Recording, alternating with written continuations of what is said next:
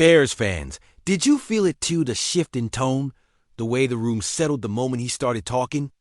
24 hours after Monday Night Football, Ben Johnson stepped up, owned the moment, and put the spotlight on himself instead of pointing fingers. That matters in this town.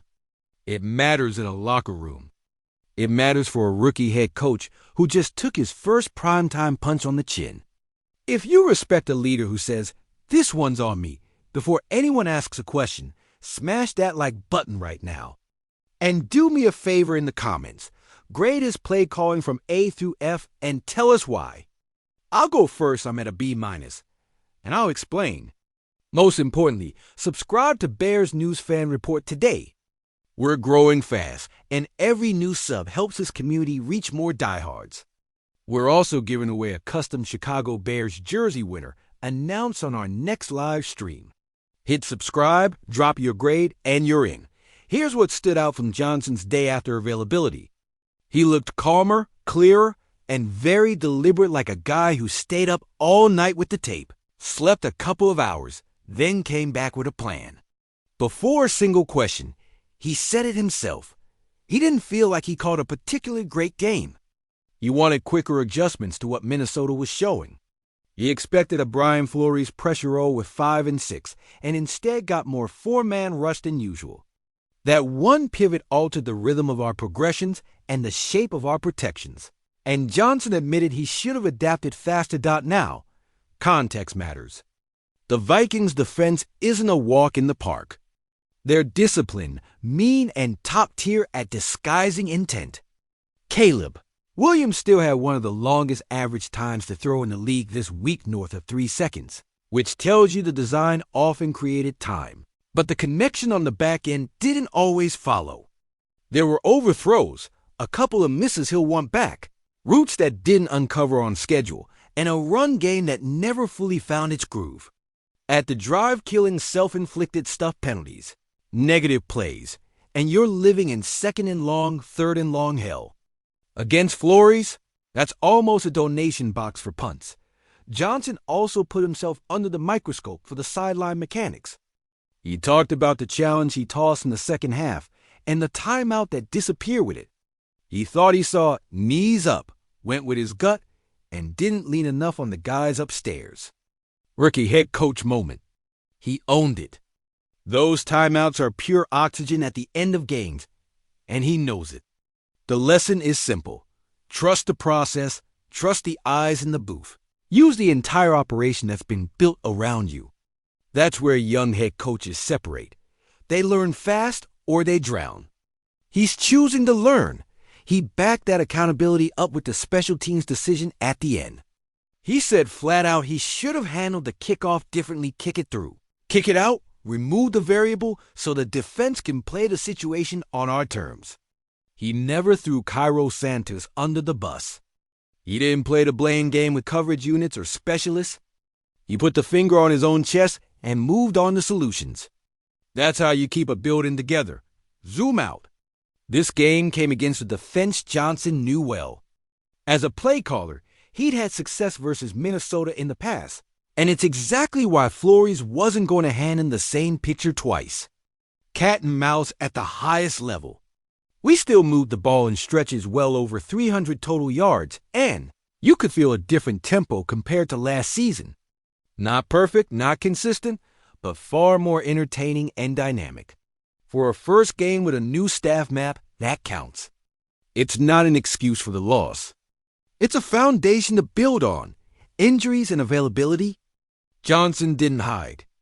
On Kyler Gordon, there was tightness through the week, and the staff made the call to be cautious. Long season. No hero decisions in week 1 that cost you weeks 3 through 8. On DJ Moore, the early word sounded encouraging, pending full evaluation with the medical team. That matches what you saw with your own eyes. He didn't look like a guy who suffered something catastrophic. More like a sore, banged-up warrior who expects to go. But we'll wait for the full workup and keep it moving. Roster-wise, this staff isn't standing still. Chicago added defensive back and return ace Dallas Flowers to the practice squad. Chicago area product with real juice in the open field. He came into the league undrafted, carved out a role with the Colts and put legit numbers on the board as a returner. He's long, fast, and aggressive at the catch point. If Devin Duvernay is managing anything over the next week, Flowers gives you insurance on punts and kickoffs, plus depth in the room. It's exactly the kind of practical, value-driven move you want in September no fireworks. Just a better floor. Let's talk football details because that's where this game tilts. Minnesota's four-man rush changed the math. When they can squeeze the pocket with four, they park 7 in the back end and challenge your route discipline and spacing rules. That means your answers have to be sharper. Quick game with precise splits, more motion to declare coverage, varied launch points, and a better run-pass blend on early downs, so you're not living behind the sticks. Johnson more or less said all of that between the lines. And that's why my grade sits at B-. The plan produced yards, the urgency and accountability were elite, but the speed of in-game adjustment wasn't where it needs to be yet. That's coachable. That's fixable. For Caleb, this was a crash course in NFL game flow.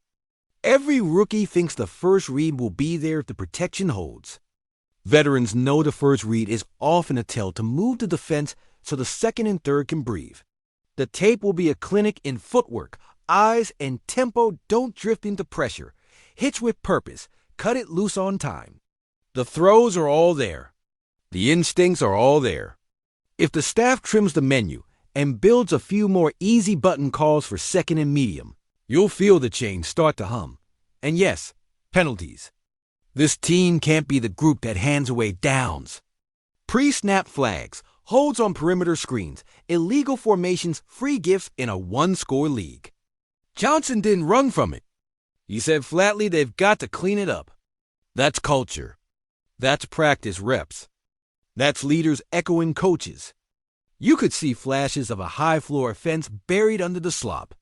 Remove the cell phone plays, and this thing looks a lot more like a 24-27 point unit than what the box score gave you. Defensively, the context matters for Johnson's calculus. He believed in his guys late that if he played the situation a certain way, they get the stop and the ball back with a shot. Confidence is a currency. Players feel it. Do you want the clock management decisions back? Sure, but the intent makes sense. Bet on your defense. Create a two-phase path to victory and trust your operation to close. Now tighten the mechanics so the math aligns with the belief. Mid-video. Check-in. If you're riding with this team through the lumps and the lessons, tap subscribe right now. We hit you daily with film breakdowns, injury updates, and honest post-game therapy. Drop your through F grade for the play calling, and in the same comment, welcome Dallas Flowers to Chicago. This channel is by fans for fans, and your voice shapes the show. Back to the head coach. What I loved most was his posture. No fatalism. No, we'll see. He laid out what needed fixing. Faster adjustments to unexpected front structures. Better communication between booth and field. More disciplined challenge process. Clearer special teams triggers late. Cleaner early down sequencing to avoid third and forever. And a relentless emphasis on fundamentals. That's a blueprint you can take into the building Tuesday morning and apply to Wednesday's install. That's not slogans. That's coaching. The offense isn't broken. It's unfinished. The bones you want are there. Play action that actually scares safeties. A QB who can extend and rip, receivers who can threaten leverage, and backs who can turn a crease into 8. Marry it to fewer freebies for the other side and smarter situational calls, and the baseline jumps fast. When this team strings together drives without self-sabotage, it will look and feel very different very quickly. Here's the other truth nobody wants to admit in. Week 1, the first 90 minutes of a season are the worst predictor of what you'll be in December. What matters is whether your coach can translate words into habits, and whether your quarterback can accelerate through mistakes instead of carrying them. Monday hurt because we led by 2 scores and let it get away. That's the bad news. The good news is the film shows a path forward that doesn't require magic, just discipline and cohesion. Before we land this plane, here's how I frame the B-. The design produced chances. The head coach's accountability set the right tone, and the staff is already adding practical help with flowers. The dings were real slow counters to Minnesota's switch up. The challenge, timeout sequence. Early down penalties that tilted the script. But those are operational dings, not identity problems. You can fix operations in a week. Identity takes months. We're ahead where it matters most. If you've read this far, you're Bears family. Hit subscribe so you don't miss the live stream. Get your jersey giveaway entry in by commenting your grade, and share this video with a friend who needs to hear that one loss doesn't define a season. This is Bears News Fan Report, where we call it like we see it and back our team with both heart and brain. Bear down.